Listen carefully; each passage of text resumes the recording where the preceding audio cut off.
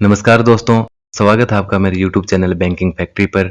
और आज हम बात करने वाले हैं होम लोन के बारे में। होम लोन क्या होता है? होम लोन कैसे मिलता है? होम लोन को आप आवासीय संपत्ति खरीदने, निर्माण, मरम्मत और उसका विस्तार करने के लिए ले सकते हैं। इसमें लोन का भुगतान होने तक संबंधित संपत्ति को बैंक या लोन संस्थान के पास गिरवी रखा जाता है।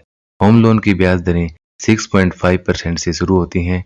बैंक आमतौर पर लोन राशि के रूप में गिरवी रखी जा रही संपत्ति के मूल्य का 75% से 90% तक की मंजूरी देते हैं, जिसे आसानी से 30 वर्षों तक की भुगतान अवधि में चुकाया जा सकता है। होम लोन पर आपको कई तरह के लाभ भी मिलते हैं, जैसे टैक्स बेनिफिट, 2.67 लाख रुपए तक की PMAY home loan subsidy, balance transfer की सुविधा और टॉप अप लोन सुविधा। ब्याज राशि के अलावा कई अन्य शुल्क और फीस हैं जो बैंक और लोन संस्थान आपसे होम लोन के लिए आवेदन करने के समय ले सकते हैं। होम लोन फीस व शुल्क जैसे application fees, processing fees. Bharat सरकार इनकम टैक्स द्वारा 1961 के तहत होम लोन पर टैक्स लाभ देती है। इस लाभ से हर साल होम लोन लेने वाले अच्छी खासी बचत कर सकते हैं। इनकम टैक्स एक्ट के सेक्शन 24B के अलावा आप सेक्शन 80 EEA और सेक्शन 80 EE के अंतर्गत टैक्स लाभ के लिए क्लेम कर सकते हैं।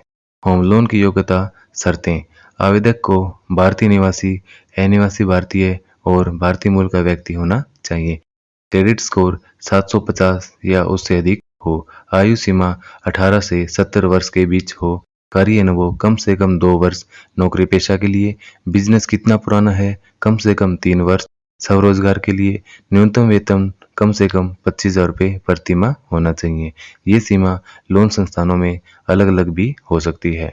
होम लोन के लिए आवश्यक दस्तावेज जैसे home loan application form, passport size photo, पहचान का प्रमाण पत्र, आयु का प्रमाण पत्र, निवास का प्रमाण पत्र, आय प्रमाण पत्र, 3 वर्षों का income tax return, balance sheet और कंपनी के प्रॉफिट एंड लॉस की जानकारी, फर्म बिजनेस लाइसेंस और बिजनेस के पते का प्रमाण।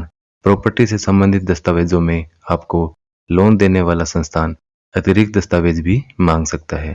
तो दोस्तों, मैं उम्मीद करता हूँ कि आपको आज होम लोन के बारे में पर्याप्त जानकारी मिली होगी। अगर आपको ये वीडियो अच्छी लगे तो लाइक ज़रूर कर दें, और अगर आप मेरे चैनल पर नए हैं तो चैनल को सब्सक्राइब ज़रूर कर दें, ताकि आपको बैंकिंग से रिलेटेड महत्वपूर्ण जानकारियाँ मिलती रहें। धन्यवाद।